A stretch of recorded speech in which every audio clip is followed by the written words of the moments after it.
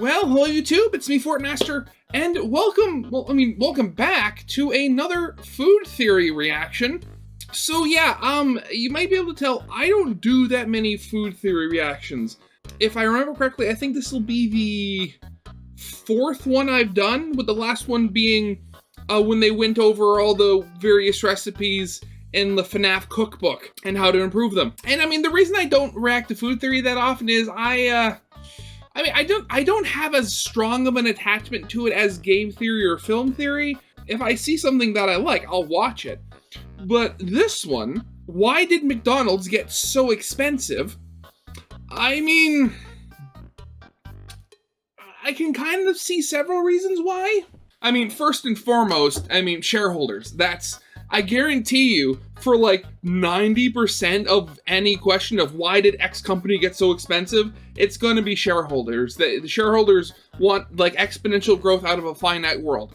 Two, I'm also watching this video just to, what would be the right word? Kind of like revel in McDonald's slander, as it were. Because, I mean, granted, I know a lot of people like McDonald's, especially like the weird obsession people have with their chicken nuggets, but I don't like McDonald's. It started off when I was younger, when my mom just wouldn't let me have McDonald's. For her, it was very much a health thing, like fast food is fast food is fast food, but there are still better options than McDonald's. So if we were going out, we either go to like Wendy's, or we'd stop by like a small burger joint if there was a place, or there was a Canadian chain up here called Harvey's. They make a really good burger. When I got older, I did, eat some McDonald's, but the only thing I ever really liked on their menu was their Angus burgers.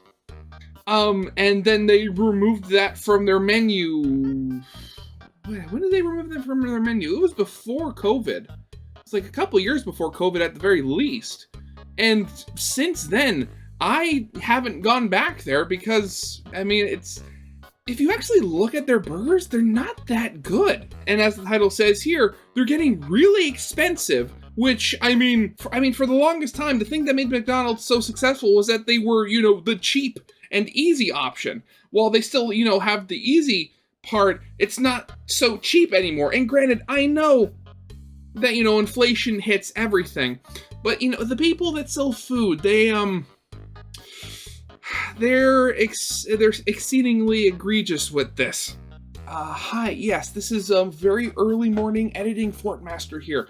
I literally just saw a YouTube short that that basically describes what I'm talking about almost perfectly. It's by Eclipsed VO, and it's a post from Tumblr, and it's I'll just play it here, and you'll get the picture that what I'm trying to talk about in the original reaction. Biggest indicator of US decline. You could buy 6 Big Macs with 1 hour of minimum wage in 1980, but today you can't even buy one, despite minimum wage more than doubling. It's over. F's for the USA. Explaining purchasing power collapse to an American. Imagine no burger. I guess we're just going to get into it then. So of course, as always, original video is linked in the description if you haven't seen it for some reason. Corner video will lead to my Let's Play of the day. And yeah, with all that out of the way, let's get this thing started then, shall we? How much does a Big Mac cost? I'm talking medium fries, Coke, and the famous burger. So I know obviously this whole video is, it's going to be more focused in America, so there's American pricing here. But actually, look, I wonder what the actual price for me would be here in Canada. Okay, so after some searching, I found this website called CanadaNewbie.com. It says the Big Mac extra value meal is $11.59. Okay, so we're just gonna have to put that in perspective here. How much does it cost in the States? Whole meal. If you guess less than $18, this menu begs to differ. $18! 18? I'm sorry, what? Wow, okay. Yeah, I'm just gonna go out on a limb here. Usually stuff in Canada is more expensive, because our, just for value, for like, a lot of stuff, What? And this isn't new. People have already had their eyes on McDonald's and their rising menu prices for the last couple of months. But the thing is, this one expensive burger might set the industry standard, and soon all fast food burgers may end up costing you double digits. Hello, Internet. Welcome to Food Theory, the show that'll never cost you $18. I'm still not over it. I mean, I know the days of the dollar menu are obviously far gone, but this just seems absurd. McDonald's is fast food. They've been synonymous with quick, easy, and cheap meals since before I, and a lot of you, were even alive. There's some reports that claim they've even increased their prices by over 100% in the last decade. And everyone from Twitter and TikTok to news outlets like CNN and NBC have been digging into the golden arches. So much so that the president of the company came out to clarify that it's not true and that their prices haven't risen as much as you'd think. Well, today I'm gonna get to the bottom of this issue by figuring out the true cost of a Big Mac, finding out if this is just another case of classic corporate greed, and how this might just spell the end of cheap fast food forever. Oh god, you know what this reminds me of? So a couple of months ago, if I remember correctly, news came out about Wendy's potentially bringing surge pricing, which basically means that as the store, restaurant, whatever you want to call it, gets busier, say, around like lunch or dinner time, their prices go up. And I remember there was a huge outcry from that. Don't tell me McDonald's has been sneakily doing this under the radar. Discussion around McDonald's has been going on for a few months now, and it goes way beyond just the ridiculous Big Mac price. People are upset because something that historically has cost so little is starting to seem like a luxury item. But how has McDonald's been able to keep everything so cheap for so long? Well, like we talked about in a previous video, a large part of it is because they really make their money through the rent and fees they charge franchise owners. This allows them to keep their prices low since they don't have to worry about needing to make their money through food. But even there, they got it down to a science. Which, I remember watching that video, but the whole thing that kind of confuses me from there is, the franchisees, have to make money, otherwise the franchisees will stop being franchisees. It's almost like they're pulling money out of thin air here by, charging the franchisees rent. Because the franchisees still have to make money so that they can continue operating in the first place. See, McDonald's has perfected the art of buying everything dirt cheap and marking up prices as much as they can wherever they can. Take a look at their drinks. Because of a long-standing partnership, they get Coca-Cola products cheaper than any other fast food restaurant by contract. And while it costs them almost nothing per drink, they can sell them at more than 1,000% markup. Same with their coffee and bottled water, which are actually sold at more than 2,000% markup. So I mean, if you're buying bottled water at a fast food place, and out of all the bottled waters you could choose, Dasani? Oh god, you gotta look in the mirror and make some life choices here, because Dasani is garbage. For them, not making as much profit on other items isn't that big of a deal. That said, they definitely do make a huge profit off their other items. Definitely. This is because they buy in the bulkiest of bulk that's ever bulked. Mickey D's is the biggest purchaser of beef, pork, potatoes, apples, go figure, lettuce, and tomatoes in the world. Full stop. The only reason chicken isn't on that list is because KFC is still around to be number one. McDonald's uses dozens of suppliers for each of their ingredients and buys in massive quantities, which keeps prices as low as they can go. So even something like the Big Mac, which has a lot of different ingredients, can earn them a 25% profit on each sandwich. If you went out and tried to make a Big Mac by buying ingredients yourself, there's almost zero way it would cost you less than just going and buying a Big Mac. At least that was true before this $18 Big Mac came along. That burger, by the way, was found in Darien, Connecticut, and the $18 price tag was actually for the whole combo. The burger itself only cost $10.19. And I should clarify, since I'm just a PNG cutout, that I was using the world's largest air quotes there. You know what? Let's run it back for emphasis. The burger alone only cost $10.19. So yeah, that's just because it was part of a combo, that doesn't change things that much. If McDonald's has perfected the art of making a cheap burger, how the heck did this happen? The first step in finding that out is shareholders. Out the answer is always shareholders. McDonald's to produce a Big Mac. Now, the most important thing we need to keep in mind is that the price we pay for the burger is absolutely not what it cost the restaurant to make it. Otherwise, they'd earn no money. In fact, they would lose money, and that's not really good for business. It's hard to say for certain how much each item truly costs the company and the owners of each store without without seeing their extremely classified profit and loss sheets, but in my research, I was able to dig up waste sheets uploaded by employees that can give us a pretty good idea. Waste sheets are ways McDonald's locations keep track of how much food they throw away for a number of reasons, like if the burger happened to fall on the ground before they got it to a customer. This helps managers and owners keep track of stock and know which employees they need to send to the McDungeon. The first sheet is at least 10 years old, according to the person who posted it, but shows that back then, a Big Mac would cost 77 cents if wasted. The second the entire burger costs 77 cents to make. Jeez, okay. Well, granted, that was 10 years ago, so, again, inflation and all that. Of course, you gotta be angry, but at the same time, I do know that it's not just as simple as, oh, getting profit from X thing. When my mom had her own business, she did, like, electrolysis and all that other stuff. The one thing that she told me about her experience, which actually the thing, for the first 2 years that she owned her business, when she closed, she'd go to a bar down the street to work as a waitress, and she did that for, two or 3 years before her own business started making a profit to be self-sustainable. But before that, the one thing she always told me was that whenever you have a business like this, especially, I would imagine, especially with food, when every handful you take in, there are 5 hands behind you waiting for their share. So, I mean, there's you, which you need to make sure that you're paid.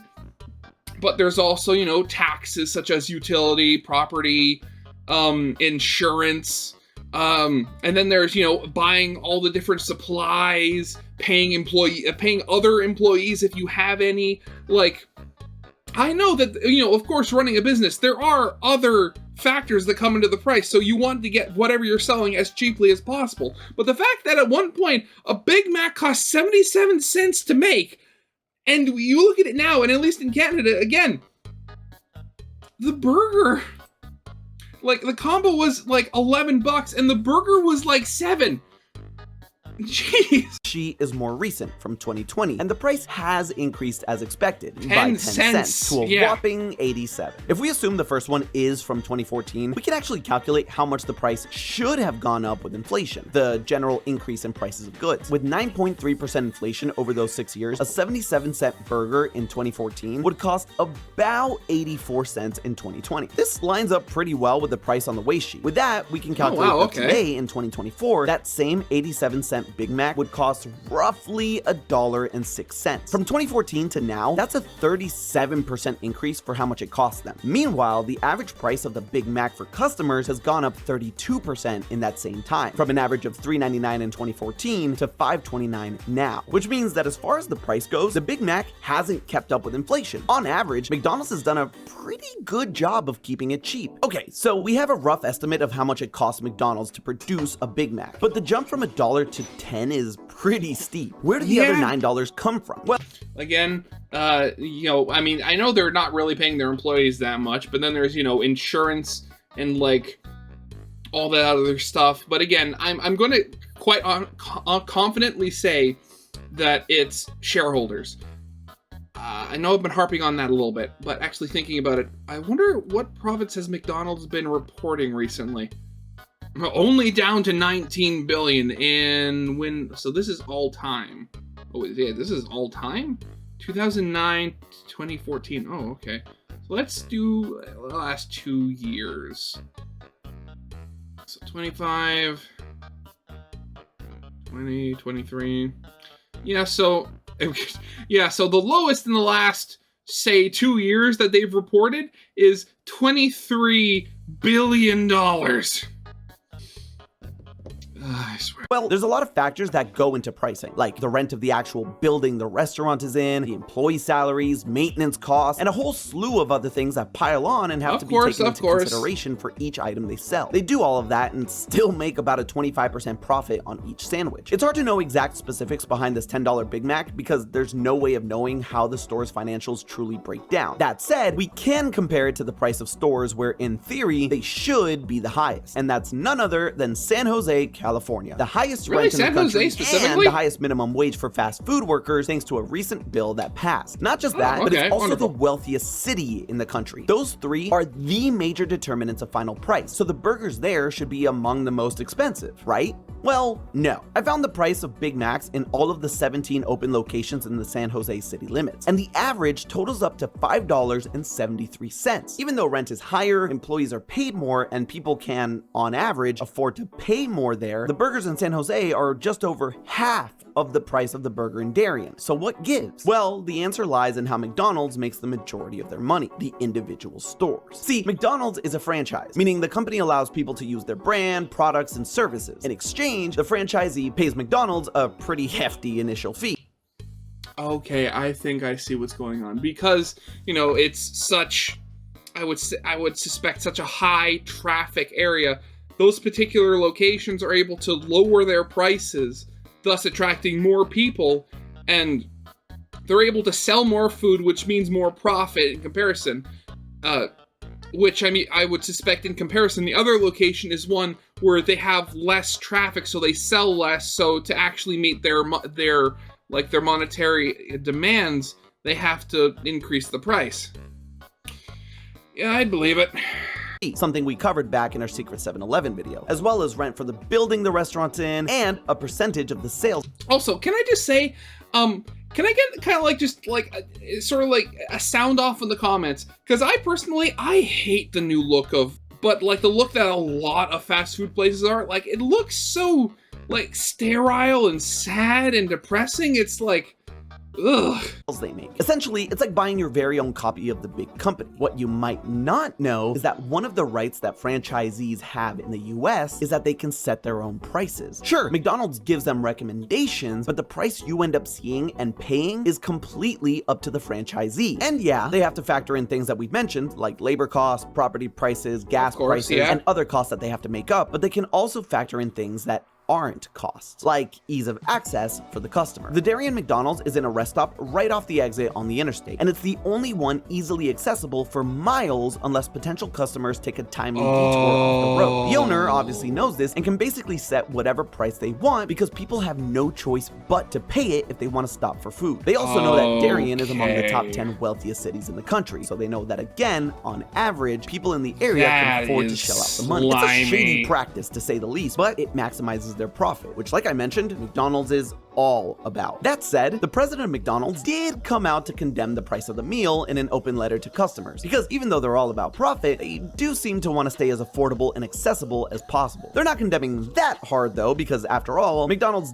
does typically end up with 82% of the revenue a franchise gets, meaning they're definitely reaping the benefits of the $10 burger. 82% sounds like it sucks for the franchise owners, but when you consider how many burgers a location sells, it can be pretty profitable for everyone. So I wouldn't go playing the tiny violin yet. Especially because this price tag has some serious repercussions for me, you, and all everybody else. Because price increases like this can have a ripple effect. McDonald's and other fast food places typically set their prices based on what others are doing. This is called competition-driven pricing. On the one hand, raising your prices might cause other places to lower theirs in order to seem more attractive to potential customers. This can negatively affect your own sales and cause financial issues. That's why in places like San Jose, you see relatively similar prices because owners need to keep customers coming to their store as opposed to their competition. That said, unfortunately, what also ends up happening is that restaurants will actually increase their prices to match their competitors. Again, this is from a profit maximization standpoint. If owners see one place is still thriving with higher prices, they'll increase theirs to get more money, especially when there's a need for what they're selling. Basically, they can drive up prices to match competition because customers won't stop wanting McDonald's. And even though they may be bringing back $5 meals, the rest of the menu won't be going down. This isn't exclusive to just McDonald's franchises either. Other fast food restaurants like Burger King or Wendy's are also competitors in this field, and the same effect can happen with them where they start driving up prices, especially as inflation keeps rising and shooting up costs for franchise owners, since they'll want to keep their profits the same in order to keep going. What this means for you is that this one $10 burger in Darien, Connecticut might be the first domino to fall in a line that'll lead to double-digit Big Macs being the new normal. But hey, that's just a theory. A food theory. Gourmet, Bon right. appetit.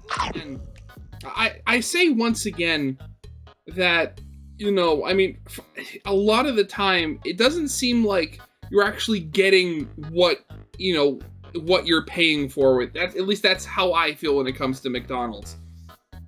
And again, it might also just be the whole fact that I'm in Canada and our prices are different. I swear, it's like at this point, and like my mom and like other family have started saying the same thing. At this point, it's getting cheaper just to stay in and eat at the rate that at the rate that, you know, at places like McDonald's and other places are raising their prices. And then it's a feedback, and then it's a giant feedback loop, because when everybody starts raising their prices, they're obviously not going to start raising what they pay people, so then the government's going to have to get involved, raise minimum wage. You know, certain people are going to be up in arms because of that, and then when more people have money, they're going to raise the prices again. It's a stupid, vicious feedback loop. Okay, yeah, so that's going to be it for now. So yeah, I hope you guys liked. If you did, leave a like, subscribe if not, and give me any other suggestions for, you know, stuff you'd like me to see in the future. And yeah, with that out of the way, I hope you guys liked. If you did, leave a like, subscribe if not, and I'll see you guys next time. Goodbye.